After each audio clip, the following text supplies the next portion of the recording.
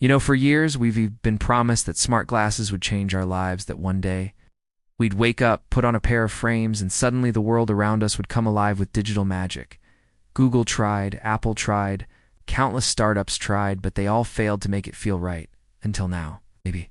Because the collaboration between Ray-Ban and Meta might just be the first time someone actually got close to cracking the code.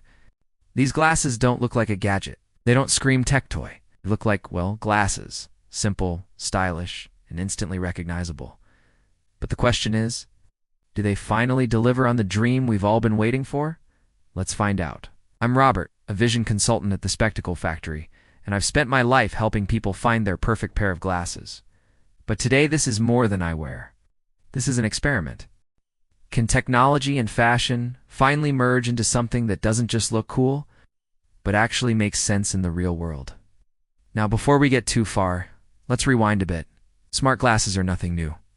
Remember Google Glass? Yeah, the one that made you look like a cyborg from 2013? Or Apple's Vision Pro, which costs more than your first car and looks like something Iron Man would wear to bed. Those products were impressive, but bulky, isolating, and let's be honest, they made you look ridiculous. The Ray-Ban Meta glasses, on the other hand, are different. They're subtle. They're light. They're familiar. When you first unbox them, the packaging already screams premium. Clean, minimal, and functional. The case is wrapped in faux leather with a soft suede lining, housing the glasses in a discreet USB-C port. Even the little LED on the clasp feels thoughtful, glowing to let you know when it's charging or connected. It's the small details that whisper, you actually care. But when you finally hold them, that's when the tech magic starts to peek through. You notice the weight, slightly more than normal, but not overwhelming. The frame isn't made from high-end acetate, like luxury glasses from Japan or Italy. It's molded plastic, the kind usually found in electronics, not eyewear. For most frames, that's a deal breaker. But here, it's necessary. Because hidden in those temples are the brains of this thing. The cameras, the microphones, the sensors, the processors, everything that turns a normal pair of glasses into a wearable computer. Still, that comes with trade-offs. They don't flex like acetate, so comfort isn't luxurious. You feel them sitting there, firm, rigid, slightly pressing behind your ears. There. But you won't forget they're on. Thankfully, Meta added rubberized nose pads to balance things out, and after an hour or two, you stop noticing. Let's talk lenses. Out of the box, the tint looks stylish enough, but as an optician, I couldn't ignore the glare. Without an anti-reflective coating, every bright surface reflects right into your eyes. It's distracting, especially indoors. So, naturally, I swapped mine for custom photochromic lenses, clear inside. Dark outside, and suddenly, they became a lot more practical. But aesthetics aside, let's address the question everyone asks. What do these glasses actually do? Well, the first thing that caught my attention, and probably yours, is the built-in camera. It records exactly what you're seeing from your point of view. For creators, that's gold. I film a lot of fine detail craftsmanship, adjusting lenses, cutting frames, polishing metal, and trying to hold a camera while doing that is a nightmare. But with these, I just tap the side and they record what I'm seeing, hands-free. The video quality, surprisingly good. Crisp, immersive, even a little cinematic. But there's a catch. They only record 60 seconds at a time. 60, you can't extend it. Every minute you have to tap again to restart recording. And let me tell you, when you're deep in focus, that's frustrating as hell. I call it recording length anxiety, constantly glancing at the timer, afraid the clip will cut off just before the moment you need. And then there's the orientation. Every clip is vertical by default, perfect for Instagram Reels or TikTok, but useless if you want proper landscape video.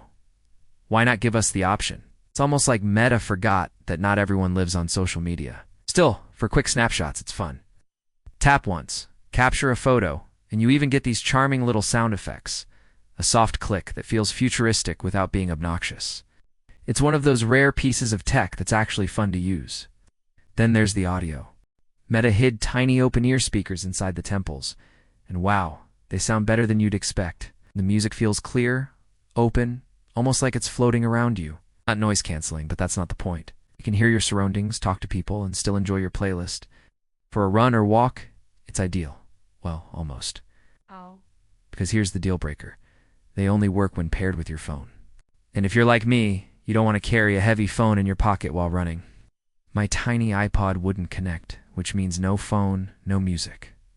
So yeah, dream crushed. Still, when they do work, the experience is slick.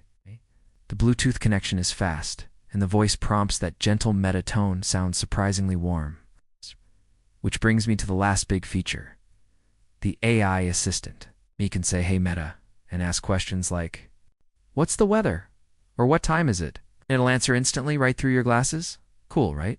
Except, that's pretty much all it can do. Ask it something more advanced, like, "When's the next train to London?" Or "What am I looking at?" And it politely replies, "I can't do that on your glasses." And that's the problem. It's limited. It's like having a futuristic tool that's still learning how to be useful. When it works, it feels magical. When it doesn't, it feels half-baked. So here's the big question. Are the Ray-Ban Meta glasses worth it? Honestly, that depends. If you're a creator who loves capturing your perspective, if you want music on the go without bulky earbuds, if you crave that feeling of living slightly in the future, these glasses will absolutely excite you. But for everyone else, they're not quite the future yet. They're a glimpse of it.